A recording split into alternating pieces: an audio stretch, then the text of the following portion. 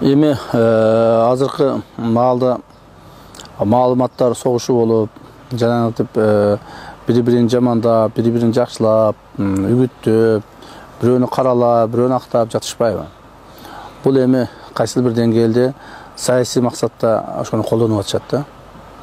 Ал эми мен айтайын деген оюм бул мындай бир чындыкты, жүрөктөгү ички дүйнөнү айтыш керек болот да. Себеби дегенде мен көптөгөн шайлоочуларым, айрыкча мына 2010-жылдан бери мен бир нече чоң шайлоолорго катыштым. Бул эки жолку чоң парламент шайлоого жана эки президенттик шайлоого, мына экинчи президент шайлоого азыр мына катышып ошол жерде жүрөбүз да. Ушул маалдарда мен өзүмдүн жеке чоң электораттык базам түзүлдү да элдин арасында. 2010-жылы өзүңүздөр жакшы билгендей биз парламент шайлоону утуп алганбыз. Анан кийин 2011-жылы ошо парламент шайлоодо топтогон добуштардан көбүрөөк, бир нече көбүрөөк добуш топтогонбуз. Бул деген ошонун баардыгы элдин, журттун бизге берген ыкласы болгон да. Андан сырткары 2015-жылы парламент шайлоого бардык. Бирок ошо 2015-жылкы парламент шайлоо өзүнчө бир өзгөчөрөөк болду да.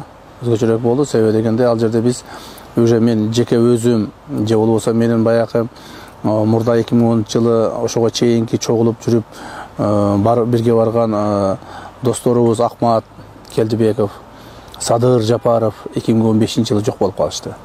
Алар шайлоого катышууга мүмкүнчүлүк ала албай калышты да. Анан 2015-жылы ошондо биз партиянын ошол активдүү мүчөлөрү менен биз жаныбызда жүргөн, ошо элге журтка чуркап иштеп жүргөн, биз кыйынчылыкта калган маалда башыбызга оор күн түшкөндө жаныбыздан чыкпай биз менен бирге жүргөн балдар кыздарыбыз топтолуп сүйлөшүп туруп, анан ошондо чечим кабыл алганбыз да. Ошо Республика партиясы менен биригүү боюнча.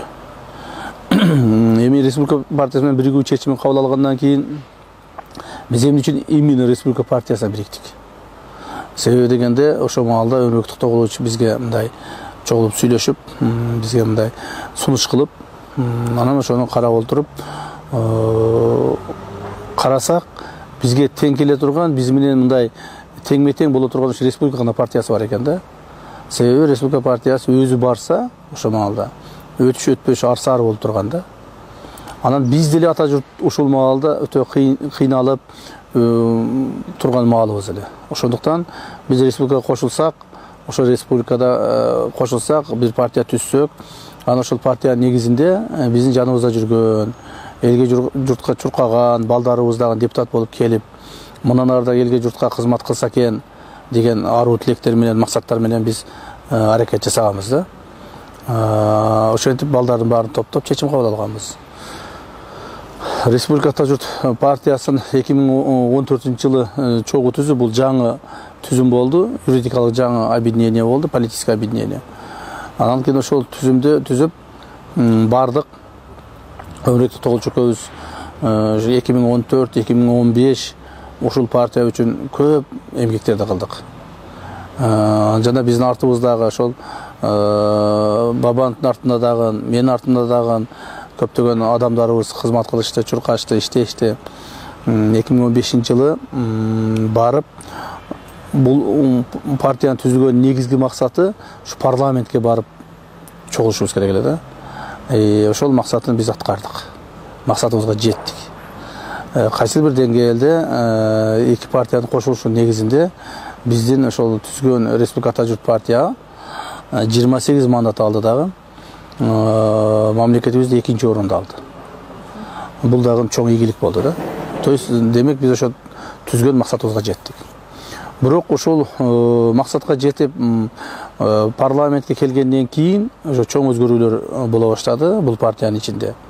Себеби дегенде биз байкай баштадык, кайсы бир адамдар, көпчүлүк ошо парламентке келген депутаттар деле, ошону башкарып турган адамдар деле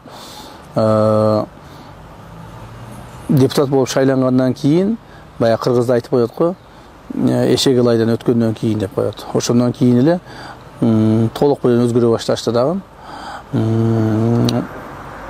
мен өзім парламентке келе албай қалдым. Белгілі бір себептермен, аны бардығыз білеміз, айтып отырушының керегі жоқ.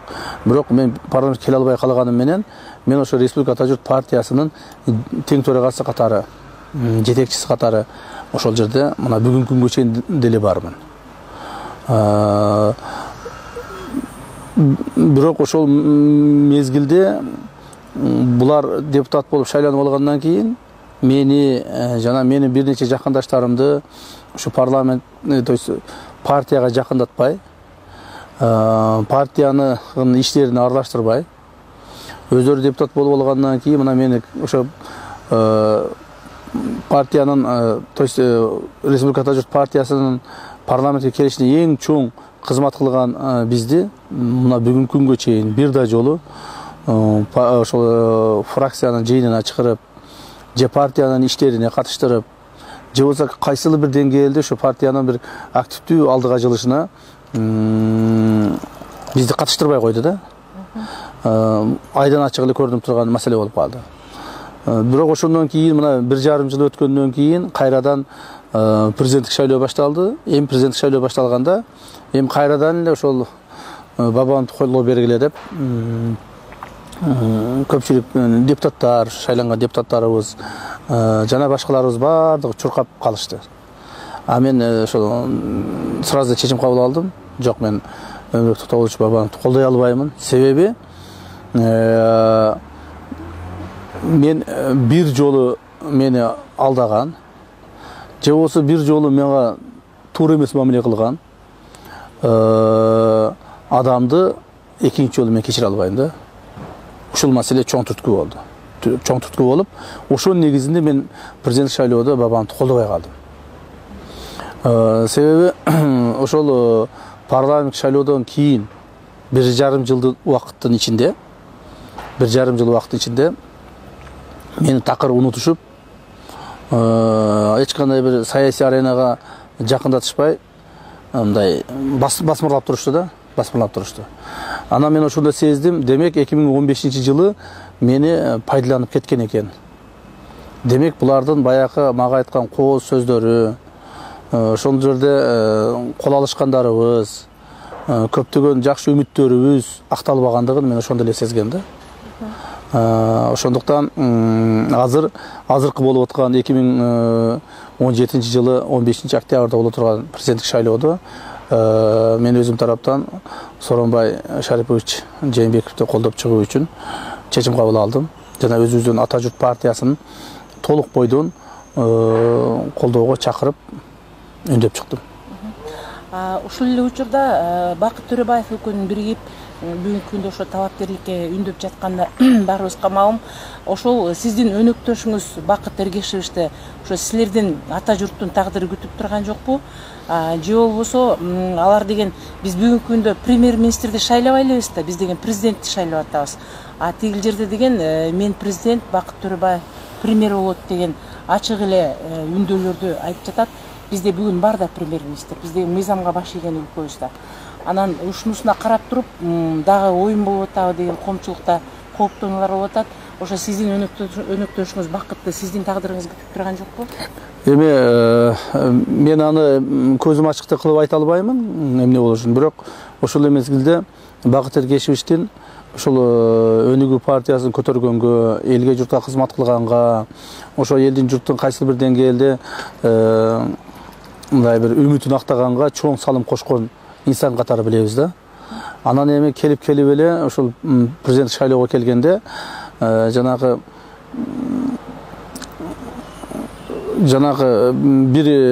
бир адашкан жерге дагы экинчи жолу кирип кеткендей болуп мага сезилип атат да. Себеби дегенде Бакыт эле ушуга чейин Республика партиясында болуп, Өмүрбек Токтогулович менен чогуу бир партияда болуп, бир парламентке келгенден кийин кайра ажырашкан, эми кайрадан биригип дагы кетип атканына ошол мен өзүмчө ичимен тынчсызданам да. Бакыт эле ошол ушундай болуп калбаса экен деп тынчсызданам да. Себеби бул нерсе менин башыман өткөндөн кийин мунун башынан өткүзгөн адам катары, ошону билген адам катары айтып атам да. Мына кечээ күнү 28-нде Өмүрбек Токтогулович Ош шаарынын четиндеги Онадыр айыл өкмөтүнө өзүнүн тарапташтарын чогултуп алып, ушу кичине бир туура эмес сөздөр айтылып, бүгүнкү күндө ошол абдан коомчулукту кооптондуруп, бир эле бизди эмес, биздин өлкөдө жашап жаткан өзбек улутундагы кыргыздын жарандары бүгүн абдан тынчсызданып жатышат. Мен сиздин убагыңызды билем, сиз да ошо кырсыктаганда ошол Ак үйдү алабыз деген чакырык кылды деп, бул деген бийликти басып алууга деген чакырык жасады деп айткан. Ал эми бүгүнкү күндө Өмүрбек Токтогуловичтин бир эле Онадырда эмес, Нарын жергесинде, Сокулук районунда жүргөн жеринде, ал эми кечээ болсо ошо Онадыр айыл өкмөтүндө элдин баарын эле, эгерде 15-inde мен президент болбой калсам, митингге чыккыла, жатып өлбөгүлө, тик тургула деп эле бир элди согушка даярдап жаткандай чакырууларды жасап жатат. А эмне биздин өлкөдө мыйзам баарына бирдей эмеспи? Сизди ошон үчүн камаса жарашат, а Өмүрбек Токтогуловичти эмне үчүн жоопко тартса жарашпайт? Туура айтасыз. Бул боюнча мен мындай ушул улуттар арасындагы мамиле боюнча Кыргызстандагы айрыкча болгондо мен өзүм ички дүйнөм козголот да. Себеби дегенде мен ушул нерсени көргөн адаммын. Мына бүгүнкү күнгө чейин мен Өмүрбек Токтогуловичти бир да жеринде жаман айткан жокмун. Жаман айткым да келбейт. Бирок кечээ күнкү 28 сентябрь күнү Ош шаарынын Онадыр участкасындагы жалаң өзбек улутундагы биздин граждандарыбызды топтоп алып туруп, ошол жерге барып туура эмес сөздөрдү айткандыгы бул адамдын өтө чоң катасы болду да, катачылыгы болду. Мен айтар элем, урматтуу Өмүрбек Токтогулович, эмне өзбектердин арасына, өзбек туугандардын арасына калпак кийип барыштан коркосуңбу? Эмне үчүн ал жерде калпагыңды чечип коюп бардың? Мына мен ар дайым өзбек туугандарыбыздын арасына, кыргыз туугандарыбыздын арасына бардык жерде калпагымды кийип барам. Демек, өзбек туугандардын арасына калпагыңды кийип бара албасаң, калпактын кадырын билбесең, кыргыздын кадырын билбесең, анда эч качан кыргызга падыша болуп, кыргыздын мамлекетин башкара турган жетекчи болууң мүмкүн эмес. Себеби дегенде мен ушул жерден чоң нерсени байкадым да. Чоң нерсени байкадым. Добуш алыш үчүн сөзсүз эле элди алдап, бир жерине калпак кийип барып, бир жерине топу кийип барып, бир жерине жылаңбаш барып, бир жерине дагы бир ушундай бир баягыдай бир сырткы бир куулуктарды көрсөткөн бул өтө чоң жаман нерсе. Жаман нерсе. Адам туруктуу болуш керек. Адам туруктуу болуш. Сен кыргызсыңбы? Кыргыздын атуулусуңбу? Демек, ошону бийик кармашың керек. Анан дагы мени эң чоң мындай кыжаалат кылган нерсеси бул Өмүрбектин ошол жерге баргандагы сөзү кыжаалат кылды да. Себеби дегенде мен билем 2010-жылы Кадыржан Батыров кудушинти баштаган да. Кудушинти баштаган. Даже керек болсо мен ойлоп атам, Өмүрбек ошо Кадыржан Батыровдун видеосун көрүп, ошонун сөзүн жаттап алып барып айтканбы деп дагы өзүмчө бир мындай күмөн саноо болуп түйшөлүп атам да. Себеби дегенде ал айтып атат, урматтуу өзбек калкым дейт. Андай болбош керек. Урматтуу өзбек калкым деп Өзбекстанда айтыш керек. Кыргызстанда урматтуу кыргыз калкым деп айтыш керек. Себеби ошо кыргыз калкымдын ичинде өзбеги да бар, орусу да бар, кыргызы да бар, таджики да бар, курду да бар. Бардыгы ошо кыргыз калкымдын ичинде болот. Андай болсо өзбектер мындай өзбек туугандарыбыз көбүрөөк жашаган жерге барып урматтуу өзбек калкым деп айтса, анда орустар көбүрөөк жерге барып урматтуу орус элим деп айтсын. Андай болсо курттар, мына биздин Сузак районунун Винсовхоздо биздин курт туугандарыбыз жашайт. Ошол жерге барып урматтуу курт туугандарым же болсо курт калкым деп айтсын. Бул туура эмес болот. Бул туура эмес болот. Ошондуктан мен айтар элем, бул ушул жерден эң чоң саясий фигуранын чоң катасы кетти да. Саясий ката келирди. Кыргыз калкым деп айткандан, өзбектердин алдына барып айткандан, орустардын алдына барып айткандан, курттардын алдына барып айткандан биз уялбашыбыз керек. Кыргызстанда ар дайым кыргыз калкым болот, кыргыз калкым болгон, ушундай болуп туруп биздин кыргыз наамыбыз уланат. ар бир улуттун, Кыргызстанда жашаган ар бир улутка барып калкым деп кайрыла бере турган болсо, анда кыргыз элимдин, кыргыз калкымдын өзүнүн баасы жоголот. Биз ушу баабызды жоготпошубуз керек. Мына андай болсо, Үч Коргонго барып, Андаракка барып, урматтуу тажик калкым деп айтсын. Айтсын. Өмүрбек, анда сен бар дагын ошол Үч Коргонго бар, Кадамжайдын. Сен Андаракка бар, Баткендеги. Сен Алабукага бар, ошол жерге барып айт. Урматтуу тажик калкым деп айт. Айт, ошондо биз көрөйлү. Анда сен келип алып туруп, мына бул Сузак районунун Ленин айыл округунда Винсовхоз деген жер бар. Ошол жерде жалаң биздин курт туугандарыбыз жашайт. Ошол жерге келип туруп, урматтуу менин курт туугандарым, курт калкым деп айт. Бул туура эмес. Бул туура эмес. Ушул кылганыңды, ушул айтканыңды мен өтө мындай калпыс жана одоно деп кабыл алдым да, кабыл алдым. Жана эгерде ушундай болуп туруп, бийлик үчүн, добуш топтош үчүн сөзсүз түрдө бир өзүңдүн элиңдин, өзүңдүн кыргыз элиңдин кадыр баркын жерге тебелейм деген аракетиң болсо, анда буга биз каршы чыгабыз. Эми Өмүрбек, сен мени жакшы билесиң. Мен сага өзүңүн мындай тең тушун катары айтып кетейин. 2010-жылы болгон чоң өзбек-кыргыз коголаңында, кагылышуусунда биздин мамлекетибизде 500дөн ашык адам каза болду. Миңдеген адамдар жабыркады. 100 миңдеген адамдар өтө оор кайгыларга кабыл болду.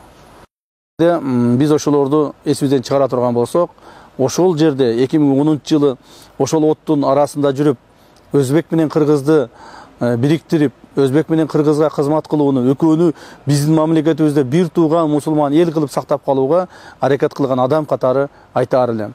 Сен от менен ойноп атасың. От менен ойнобош керек. Бул саясатта өтөт. 15 күн калды. 15 күндөн кийин бул да бүтөт. Бирок элди элге чабыштырып, улутту улутка чабыштырып, бир көбүрөөк саясий ачка топтойм деген эң мындай жумшак айтканда чоң акылсыздык болот. Ошондуктан мен айтаар элем, мына азыр бүгүнкү күндө маган өтө көп адамдар кайрылып атышат. Кайрылып атышат, митинг кылабыз деп атышат. Биз ошол Бабанов менен барып сүйлөшөбүз деп атышат. Ачык эле айтып атышат. Биз Бабанов менен барып сүйлөшөбүз. Эмне үчүн биздин ушундай кылып туруп жаман жолго туртуп атат дегендер болуп атышат. Ошон үчүн мен айтаар элем, биз бардык саясатчылар ойноп сүйлөсөк да ойлоп сүйлөшүбүз керек. Эгерде мыйзам бузулган болсо, мыйзам чегинде жоопко тартууга мамлекет милдеттүү. Мамлекет өзүнүн милдетин аткарыш керек.